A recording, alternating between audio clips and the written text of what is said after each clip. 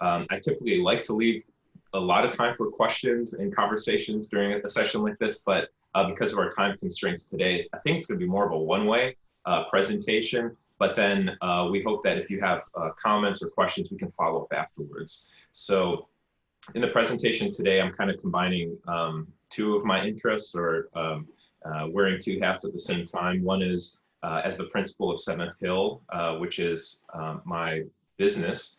And then the second one is as Director of Urban Experiences and Transformation for CLEVR Community, which is a nonprofit based here in Cleveland, focused on virtual reality, augmented reality, and mixed reality applications, and trying to grow that community locally. So, let's see here. Okay. So as 7th Hill, a little bit of background there, we're an urban design consultancy, and the focus is on ways of measuring transformations in people and in the places that we design. So these measurements are focused on individuals that might be participating in a community engagement process and identifying ways that they can be better when they exit a process than they were when they started, through their own self-direction. And then also the idea of quantifying and developing urban insights that can help guide the future of places. So the tools that I'm going to show you today are part of many tools used in this goal.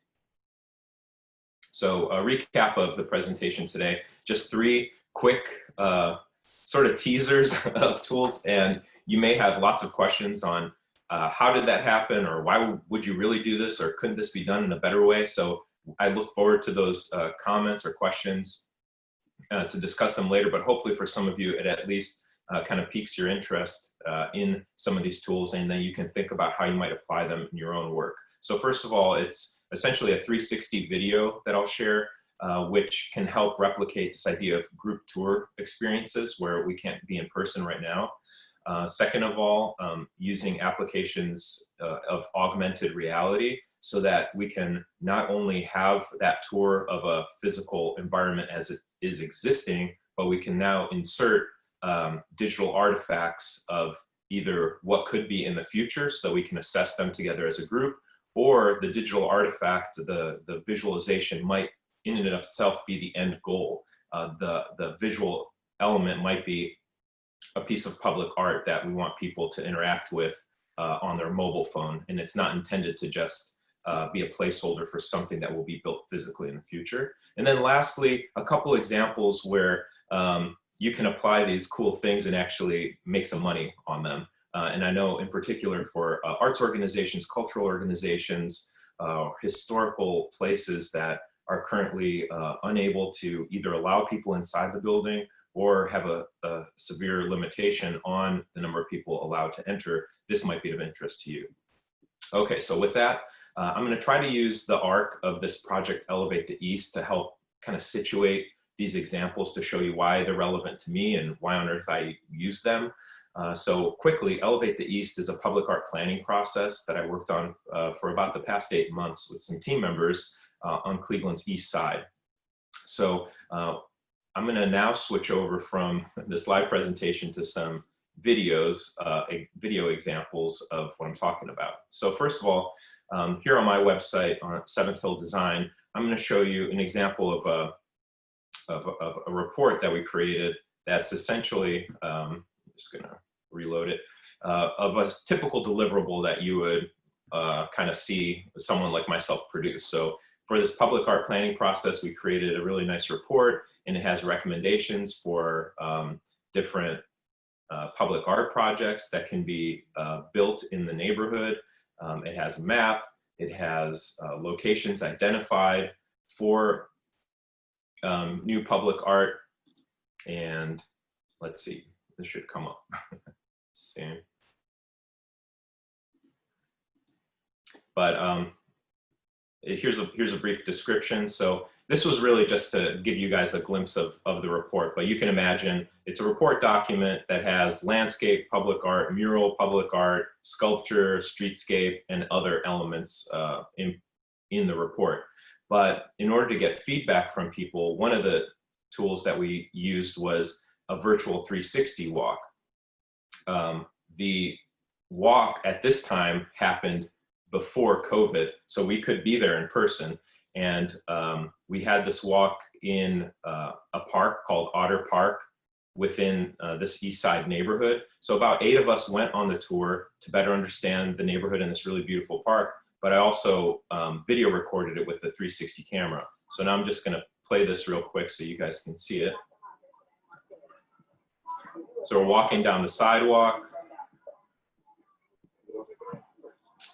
and it's an outdoor classroom environment where some people have never seen it before, but for some of you from Cleveland, you might know it's close to the Riddall Park, Riddall Farm.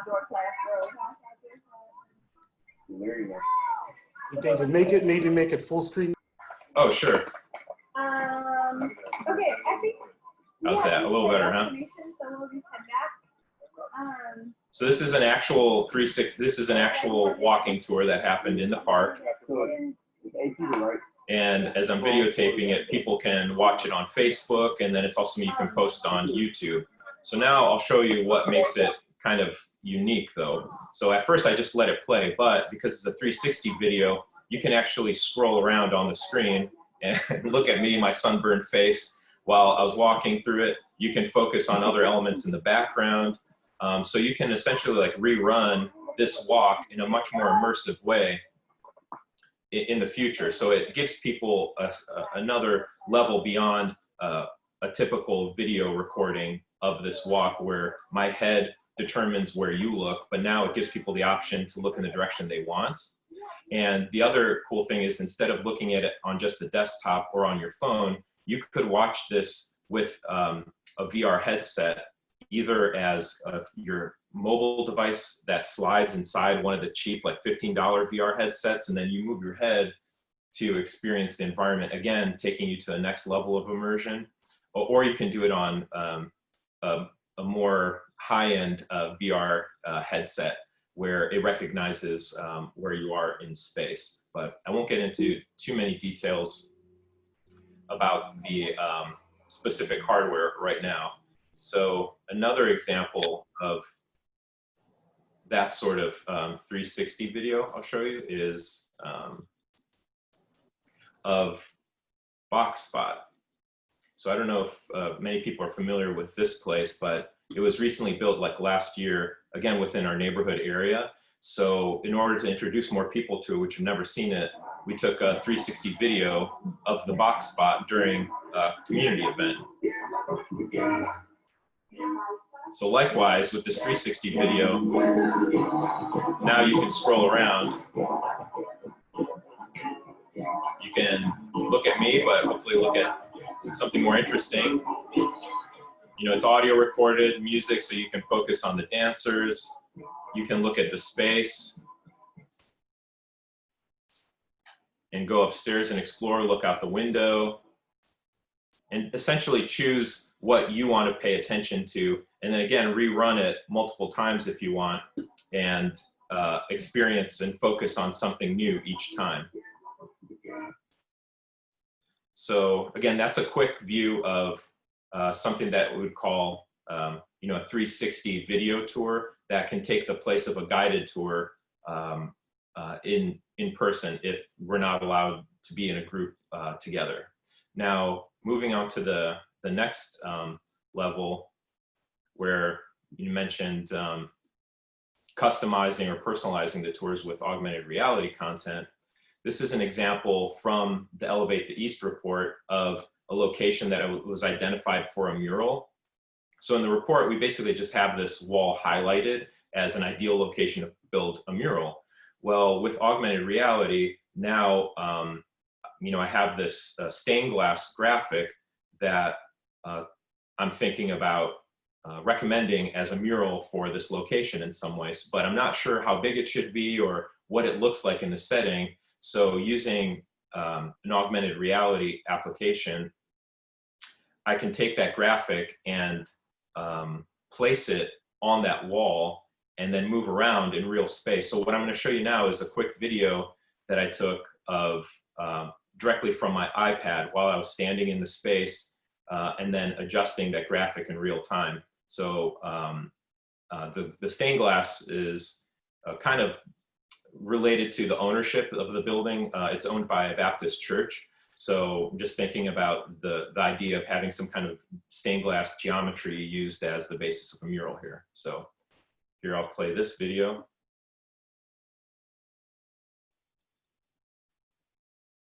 So you can see now I'm just standing on the street looking at that building through my iPad, and that graphic sticks pretty good to the location, and I can adjust it, move it over and center it, walk over a little bit, and all this is happening, real time on the iPad.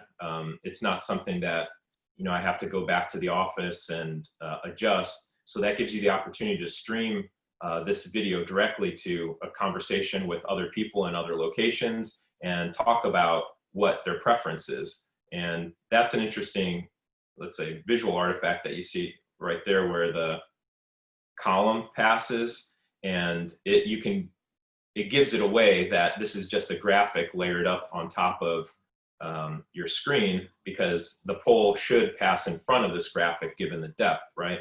So that's something called occlusion, which in this software program that I'm using, it's not sophisticated enough to recognize that and allow the object to pass over, but more like the AR, augmented reality headsets and virtual reality headsets that are available right now on the market do have that ability. So they're that smart that they can recognize an object that's in front and actually pass it through in front of that digital object that you see in the background, so it looks even more realistic.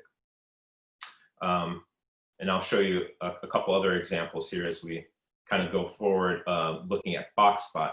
So in the report for Elevate to East, we actually recommended augmented reality public art in BoxSpot. And this is an example of just one concept that I'm testing out, which is this hovering reflective ball. So obviously it's not there. This isn't some alien technology.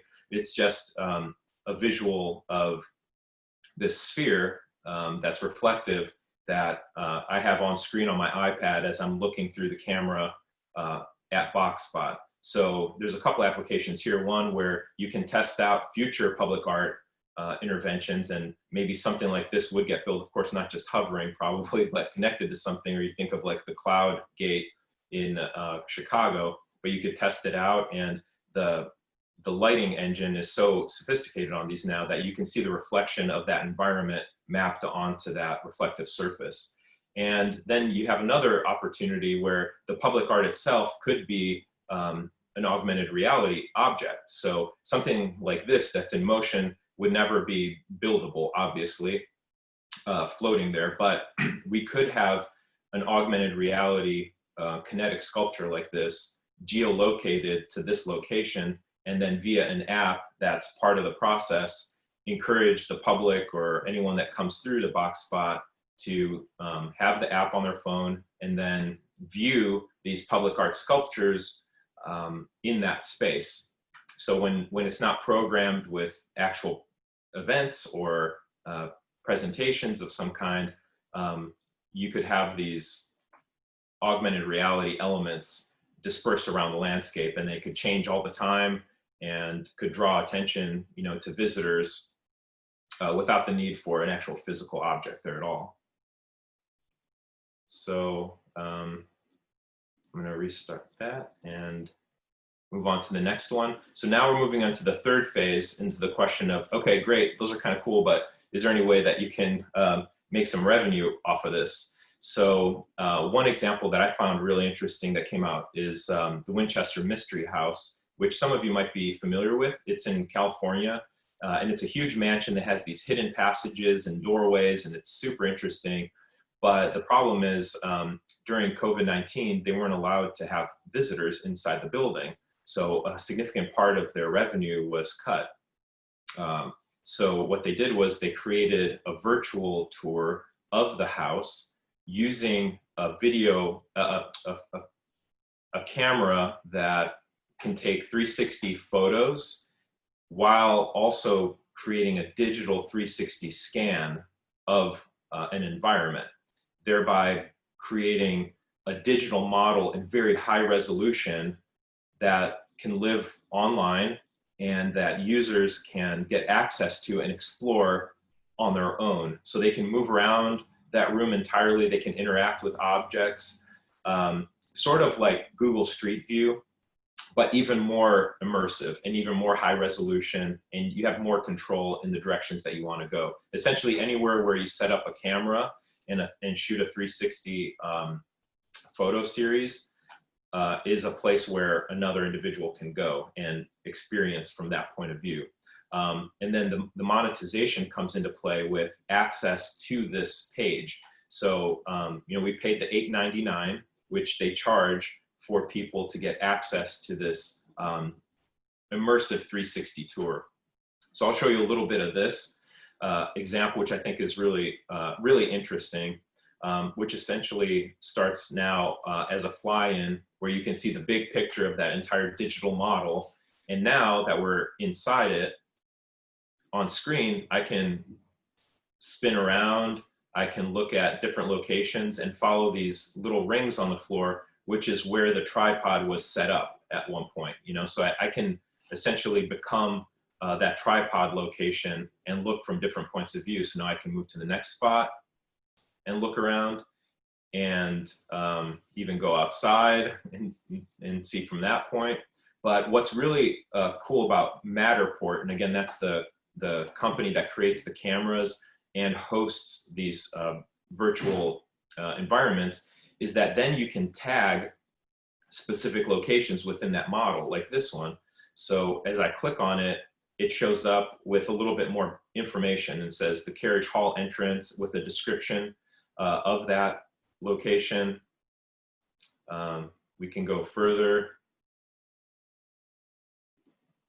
And then I think you can you know, see that whole room. I'm not going to go through the whole tour of the mystery house right now, but nonetheless, it gives you a little bit, here, we'll go somewhere a little further to see a little bit different view. And David, so now you can have fun like a whole evening, really exploring this house. Once you pay the $8.99, you have unlimited access to this model. And in some places, what I just wanted to point out is where you saw that marker that just had text on it, it also allows you to embed a video. You could embed a link, photographs, images. So when someone clicks on that button, it can give them enhanced content, maybe historical information, you know, a video of the artist talking about their work, anything you can imagine, really, right? So in a way, it gives you more enhanced understanding of a physical environment than if you were there in person. This also works for outdoor spaces. So if you have a park or a green space and you want to give people a virtual experience of that place, then you can embed all kinds of data and background information that can help people better understand that environment. And then here's the last one, last example that I want to show you. David, with the Winchester House, wasn't there like false entrances and exits with the Winchester House, just like a whack story? Oh yeah, it's totally wild. This place is nuts. Yeah, there's trap doors, secret passages, hidden libraries. Just like it's really the result of, you know, an insane person. I won't get into the whole story of the Winchester Mystery House. You can look it up, but it's a really fascinating history. And now, as someone that lives in Cleveland, I can experience it because the likelihood of me going to California, probably not anytime soon. And even if I go, I don't know if I would go on this tour, but I'm much more likely to spend $8.99 on this than actually going to visit it myself, to tell you the truth. And then I'll show you this feature as well with Matterport, since we're back on it. You can also view it in VR. So what I was showing you right now is like on a desktop, you can navigate with your mouse.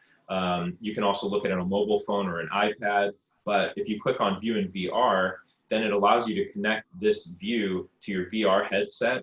And then with the VR headset, all you have to do is move your head, or if you have a VR headset with the hand controls attached, you know, then you can control more intuitively with those controls and feel like you're really in the space, you know, versus, you know, just directing your emotions through a desktop computer. So these integrations to VR are becoming more and more common. And I believe like it's pretty much like in 2 years from now when they'll hit a sort of commercial cost that will make them much more common than right now. Because right now I think cost makes it a little bit out of reach, and just familiarity with people that isn't as common as it will be in the next couple of years. So this is the last example that I wanted to show, which some of you might be familiar with, this idea of Airbnb experiences. So Airbnb started providing not only lodging and room and board, services, but also allowing people to post experiences on the website, on their platform. And some of these experiences are things like in-person cooking demonstrations, or you can come into the artist studio of a